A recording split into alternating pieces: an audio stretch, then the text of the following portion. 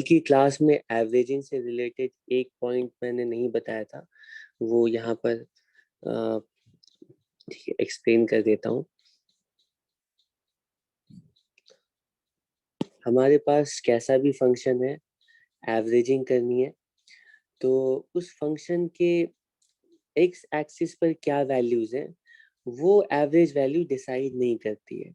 क्या कहना चाहता हूँ, मान लो हमारे पास कोई इस शेप का ऐसा फंक्शन है, मान लो साइनसॉइडल फंक्शन है, कुछ ये फंक्शन है, ठीक है। तो अगर बिल्कुल सेम साइनसॉइडल फंक्शन ही है हमारे पास, ठीक है, ठीक है, अगर हमारे पास सेम साइनसॉइडल फंक्शन ही है, ठीक है, लेकिन वो मान लो एक्स एक्सिस पे यहाँ तक इसी फंक्शन को हमने स्ट्रेच कर दिया एक्स एक्सिस पर, तो एक्स एक्सिस पे स्ट्रेचिंग की वजह से एवरेज वैल्यू चेंज नहीं करेगी फुल साइकिल के लिए। तो तुम यहाँ से यहाँ तक एवरेज वैल्यू निकालो या यहाँ से यहाँ तक निकालो, क्योंकि सेम फंक्शन है तो सेम एवरेज वैल्यू आएगी, ठीक है। वाई एक्सिस पे स्ट्रेचिंग की वजह से एवरेज वैल्यू उतने ही फैक्टर से मल्टीप्लाई हो जाती है। इसीलिए हम किसी भी फंक्शन के लिए एवरेज वैल्यू जब कैलकुलेट करते हैं तो हम एम्पलीट्यूड 1 मान के कैलकुलेट कर लेते हैं, और जो भी एक्चुअल एम्पलीट्यूड होती है उससे फाइनल आंसर को मल्टीप्लाई कर देते हैं। फाइनल आंसर के लिए फाइनल आंसर में हम जो एक्चुअल एम्पलीट्यूड क्वेश्चन में गिवन होता है उसको मल्टीप्लाई कर देते हैं, तो फाइनल एवरेज वैल्यू की वैल्यू हमें पता चल जाती है, ठीक है। ठीक है, यही दो पॉइंट्स बताने थे। एक दो एग्जांपल्स भी ले लेते हैं जो बहुत कॉमन है, ठीक है। कल एवरेज वैल्यूज पर ज्यादा डिस्कशन हुआ था, ठीक है। तो एक क्वेश्चन होता है कि हाफ वेव रेक्टिफायर की एवरेज वैल्यू बताओ, ठीक है। हाफ वेव का मतलब होता है ये साइन फंक्शन है, ठीक है, ये साइन फंक्शन है इस तरह से, ठीक है, ये साइन फंक्शन है इस तरह से, और क्वेश्चन में कहा गया है ये जो नेगेटिव साइकिल है ना, ये जीरो हो गया यहाँ पर, ठीक है। तो हम हमारे पास ऐसे सर्किट्स होते हैं, ऐसा सेटअप होता है जिसकी हेल्प से हम करंट को या वोल्टेज को एक साइड अलाउ करते हैं, दूसरी साइड नहीं अलाउ करते हैं। तो ये पॉजिटिव साइकिल सिर्फ एग्जिस्ट कर रहा है, नेगेटिव साइकिल का है। अब इसमें बोला गया कि फुल साइकिल के लिए एवरेज वैल्यू बताओ। कि तुम सोचो कि हाफ साइकिल के लिए एवरेज वैल्यू क्यों नहीं पूछी जाती, हाफ साइकिल के लिए पूछी जाती, इसका फुल साइकिल कहाँ तक होगा पता है, ये वाला यहाँ तक होगा, ये वाला पार्ट रिपीट हो रहा है तो ये एक साइकिल कहलाएगा, ठीक है। इसके इसके पहले हाफ साइकिल के लिए एवरेज वैल्यू अलग आएगी, दूसरे हाफ साइकिल के लिए एवरेज वैल्यू जीरो आएगी। इसीलिए कंप्लीट फुल साइकिल के लिए एवरेज वैल्यू पूछी जा रही है, ठीक है। तो कैसे कैलकुलेट करेंगे बताओ।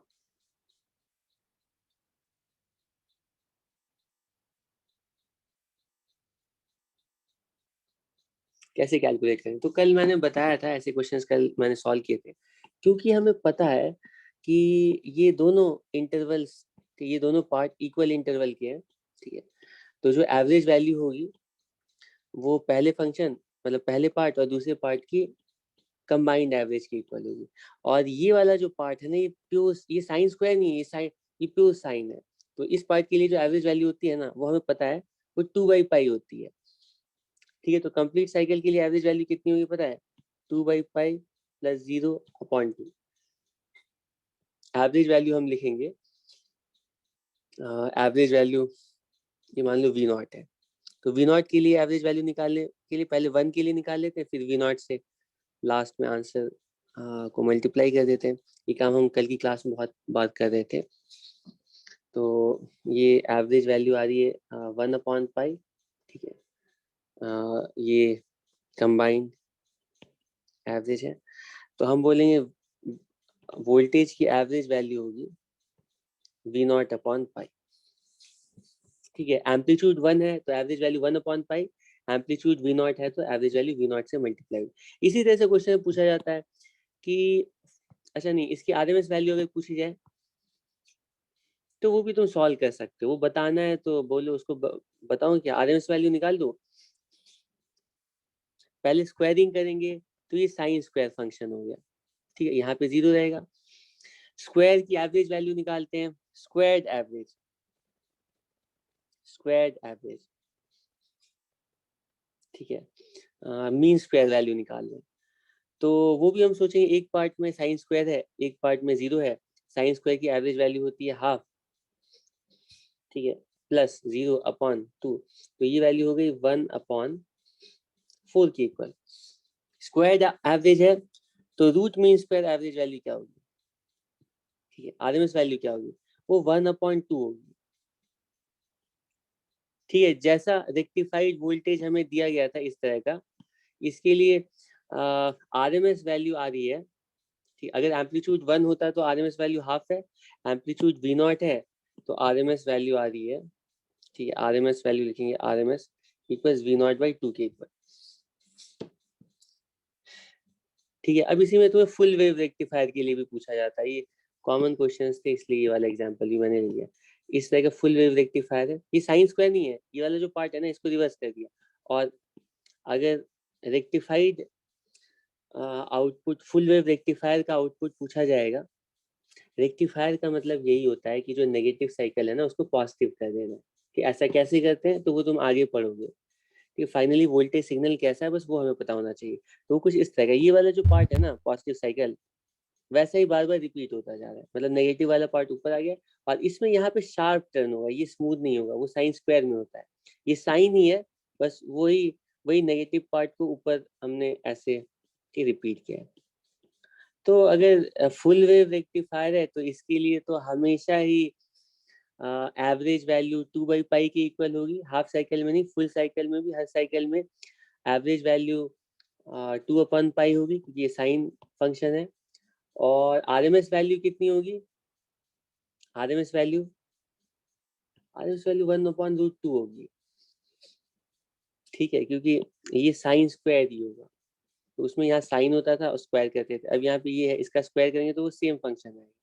चाहे रेक्टिफाइड आउटपुट का स्क्वायर करें या साइन फंक्शन का स्क्वायर करें तो वो सेम वैल्यू आएगी। ठीक है, अब हम लोग एसी सर्किट सॉल्विंग में वापस आ जाते हैं, और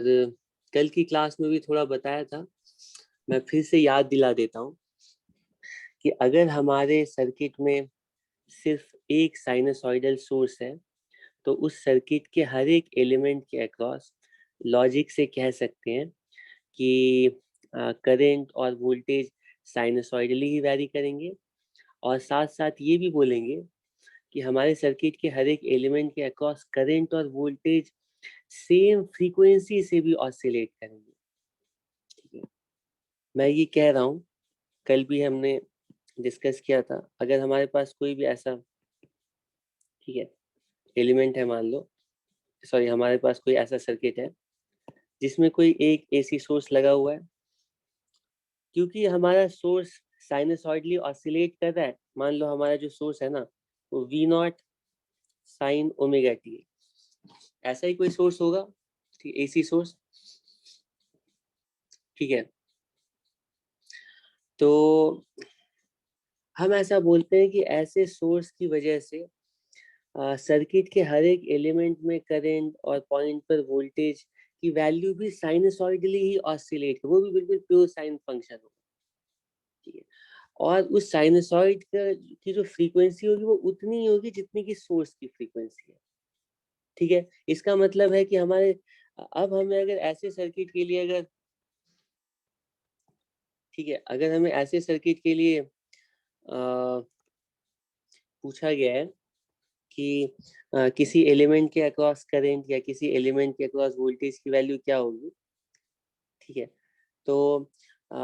किसी भी एलिमेंट के अक्रॉस करंट या वोल्टेज भी साइनसॉइड्स होंगे, और साइनसॉइड होने का मतलब होता है कि उस साइनसॉइड का कुछ एम्पलीट्यूड होगा, ठीक है, और उस साइनसॉइड का कुछ एम्पलीट्यूड होगा, फ्रीक्वेंसी होगी, फेज होगा, ठीक है। तो अब हमें अगर करंट की वैल्यू कैलकुलेट करनी है, तो करंट कैलकुलेट करने का मतलब, क्योंकि ये साइनसॉइडल वैल्यू है तो हमें एम्पलीट्यूड चाहिए, फ्रीक्वेंसी चाहिए, फेज चाहिए, और क्योंकि फ्रीक्वेंसी वही होगी जो सोर्स की फ्रीक्वेंसी होगी, तो हमें करंट की वैल्यू में फ्रीक्वेंसी कैलकुलेट करने की जरूरत ही नहीं है, वो पहले से ही पता है। अगर वोल्टेज सोर्स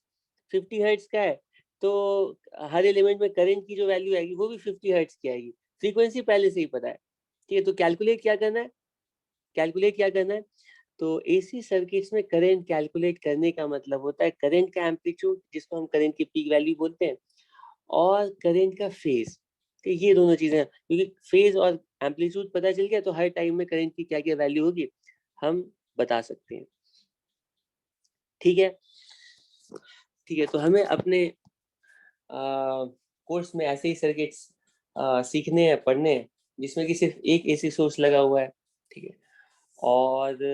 और और हमें ऐसे ही सर्किट सॉल्व करने हैं जिसमें कि सारे एलिमेंट सीरीज में लगे, उसमें इस तरह का कोई ब्रांच या पैरेलल में कोई एलिमेंट नहीं लगा हुआ है। ठीक है, ठीक है। तो अब एसी सर्किट को कैसे सॉल्व किया जाता है सीखने के लिए हम लोग क्या करते हैं ना, पहले सिंगल एलिमेंट्स के लिए एसी सर्किट को सॉल्व कर लेते हैं। ठीक है, हम ऐसे एसी सर्किट्स डिस्कस करने जा रहे हैं, एनालाइज करने जा रहे हैं, जिसमें कि सिर्फ एक एलिमेंट लगा है एसी से एसी, हमारे एसी वोल्टेज सोर्स के अक्रॉस सिर्फ एक एलिमेंट अगर लगा है, मतलब इंडिविजुअली हम देखना चाहते हैं कि अगर एसी सोर्स के अक्रॉस रेजिस्टर लगाया जाए तो रेजिस्टर के अक्रॉस करंट वोल्टेज, और अगर कैपेसिटर लगाया जाए और अगर इंडक्टर लगाया जाए तो फिर करंट वोल्टेज इन एलिमेंट्स के अक्रॉस कैसे वैरी करता है। ठीक है, मैं इसको थोड़ी देर के लिए जो है ना